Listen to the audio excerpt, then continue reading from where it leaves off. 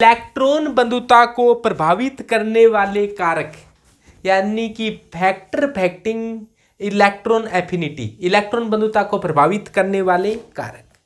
सबसे पहले अपने बात करते हैं एटॉमिक साइज। एटॉमिक साइज यानी कि परमाणु आकार। अब देखो, एक छोटा परमाणु है, एक मोटा है।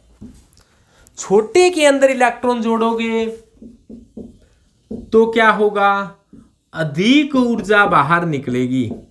ऊर्जा है वो बाहर अधिक निकलेगी, यानी कि मोर एनर्जी, ज्यादा ऊर्जा बाहर निकलेगी। और मोटे के अंदर जोड़ोगे, मोटिए के अंदर इलेक्ट्रॉन जोड़ोगे तो कम ही ऊर्जा बाहर निकलेगी। तो यहां पर बाहर निकलने वाली ऊर्जा क्या होगी? कम होगी, लेस एनर्जी। तो इसे यहां पर क्या हो गई?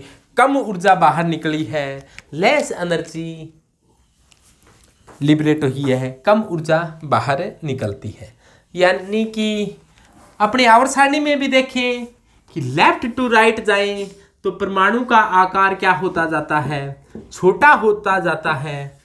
तो साइज है वो कम होता जाता है, तो E का मान क्या होता जाता है? बढ़ता जाता है। यानी कि इलेक्ट्रॉन एफिनिटी कहें, या फिर इसे आजकल इलेक्ट्रॉन गैन एंथैल्पी कहा जाता है। तो इलेक्ट्रॉन गैन एंथैल्पी का मान इधर जाने पर क्या होगा? बढ़ेगा, ज्यादा ऊर्जा बाहर निकलेगी क्योंकि परमाणु का आकार छोटा होता जा रहा है। ऊपर से नीचे जाएं तो परमाणु का आकार क्या होता जाता है? बढ़ता जाता है। यानी कि टॉप टू बॉटम जाएं तो साइज है वो बढ़ रही है, साइज बढ़ रही है, तो ये क्या हो रही है? कम हो रही है। यानी कि छोटे परमाणु में इलेक्ट्रॉन जोड़ेंगे ज्यादा ऊर्जा बाहर निकलेगी, मोटे यानी कि बड़े परमाणु में इलेक्ट्रॉन जोड़ेंगे तो कम ऊर्जा बाहर निकलेगी।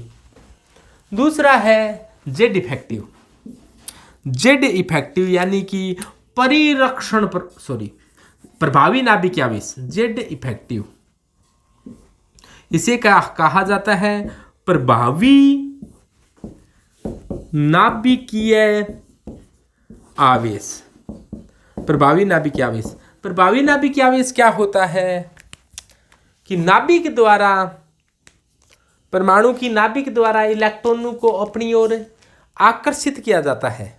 नाभिक द्वारा इलेक्ट्रॉनों को अपनी ओर आकर्षित किया जाता है।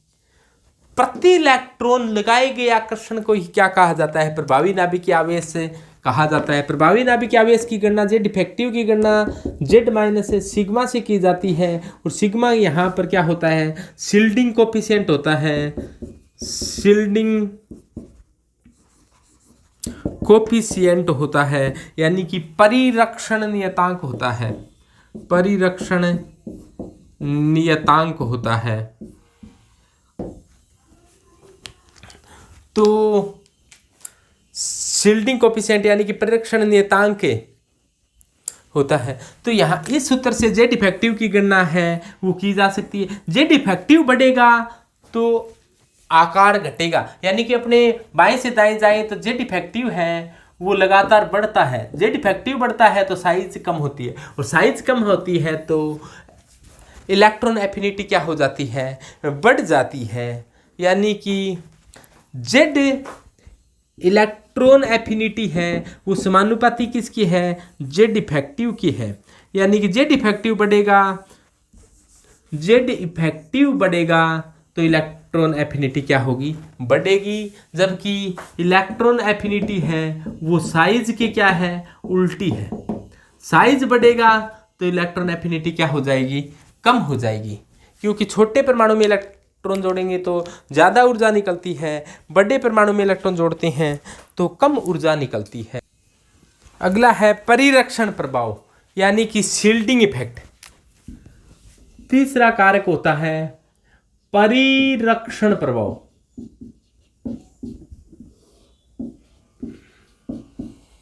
यानी कि शील्डिंग इफेक्ट। शील्डिंग इफेक्ट क्या होता है कि आंतरिक कोश के इलेक्ट्रॉनों द्वारा बाहरी कोश के इलेक्ट्रॉनों पर एक प्रतिकर्षण बल लगाया जाता है। जैसे मान लो ये कोई एटम है, ये अंदर के इलेक्ट्रॉन है, इसको मैं अंदर के इलेक्ट्रॉनों को इस प्रकार से दर्शा दिया, तो अंदर वाले इलेक्ट्रॉन सभी मिलकर बाहर वाले इलेक्ट्रॉन पर क्या करते हैं, एक प्रतिकर्षण बल लगाते हैं। इसी को ही क्या कहा जाता है, शील्डिंग इफेक्ट कहा जाता है। आंतरिक कोश के इलेक्ट्रॉनों द्वारा बाहरी कोश के इलेक्ट्रॉनों पर एक प्रतिकर्षण बल लगाया जाता है, जिसे शील्डिंग प्रभाव कहा जाता है। अब देखो, बाहर स्थित इलेक्ट्रॉन है उसको नाभिक भी अपनी तरफ आकर्षित करती है, इसको कहा जाता है नाभिकीय आवेश। इलेक्ट्रॉन को नाभिक तो अपनी ओर आकर्षित करिए, क्योंकि इलेक्ट्रॉन पर चार्ज नेगेटिव, नाभिक में चार्ज कैसा है, पॉजिटिव। इसको कहा जाता है जेड या नाभिकीय आवेश, या अपने इसे ऐसे कहते हैं न्यूक्लियर चार्ज। तो न्यूक्लियर चार्ज यानी कि नाभिक इलेक्ट्रॉन को आकर्षित कर रही है, अंदर वाले इलेक्ट्रॉन बाहर वाले इलेक्ट्रॉनों को क्या करते हैं, प्रतिकर्षित करते हैं। इसे क्या कहा जाता है, शील्डिंग इफेक्ट, यानी कि परिरक्षण नियतांक कहा जाता है।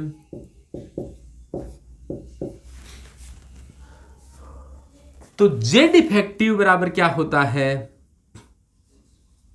जेड माइनस सिग्मा होता है। जेड इफेक्टिव बराबर जेड माइनस सिग्मा होता है, यानी कि जेड इफेक्टिव क्या होता है, परिरक्षण प्रभाव परिरक्षण नियतांक से दर्शाया जाता है। ये सिग्मा होता है, इसे कहा जाता है परिरक्षण नियतांक कहा जाता है। और ये क्या, इसे क्या कहा जाता है, नाभिकीय आवेश।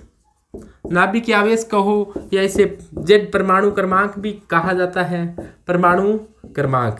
ये नाभिकीय आवेश परमाणु क्रमांक जेड के बराबर होता है।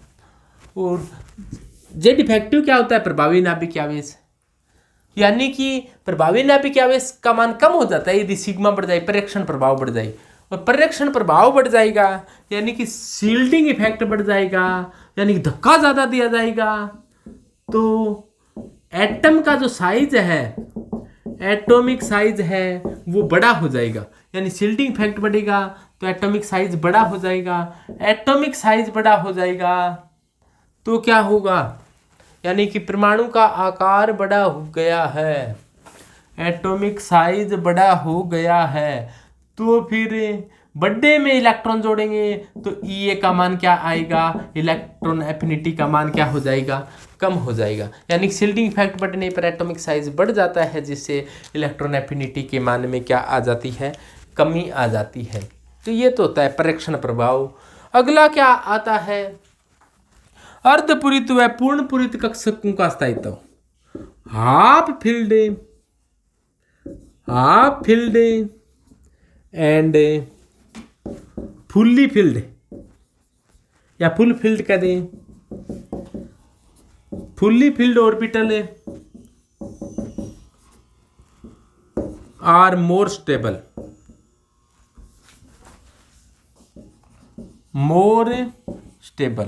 यानी कि आधे भरे और पूरे भरे हुए कक्षक ज्यादा स्थायी होते हैं, और ज्यादा स्थायी में से इलेक्ट्रॉन निकालना कठिन काम होगा। जैसे मान लो P3 है, P में यदि 3 इलेक्ट्रॉन हो तो वो ज्यादा स्थायी है, D में 5 इलेक्ट्रॉन हो तो वो ज्यादा स्थायी है, और F में 7 इलेक्ट्रॉन हो तो वो क्या है, ज्यादा स्थायी है। या फिर P के अंदर 6 इलेक्ट्रॉन हो, यानी कि P6 हो, D10 हो,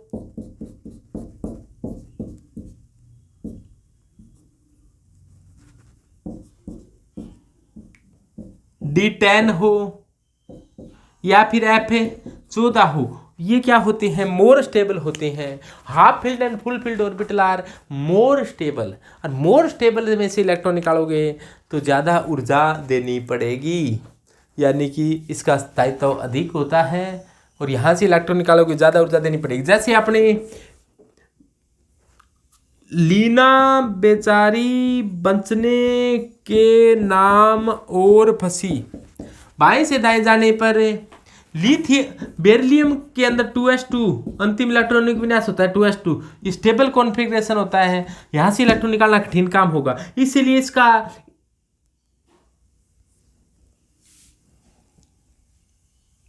दोबारा सुनिए, ये तो अपने आयनन विभव में बताना पड़ेगा, लेकिन अपने ये कहते हैं कि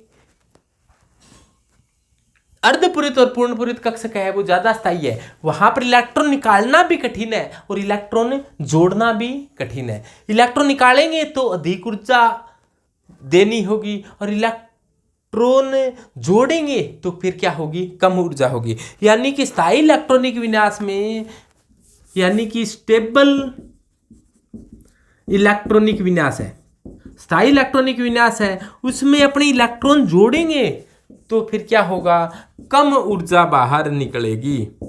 तो स्थायी इलेक्ट्रॉनिक विन्यास में इलेक्ट्रॉन जोड़ने से कम ऊर्जा बाहर निकलती है। तो स्थायी इलेक्ट्रॉन विन्यास का आयनन विभव तो अधिक होता है और इलेक्ट्रॉन बंधुता का मान क्या होता है, कम होता है।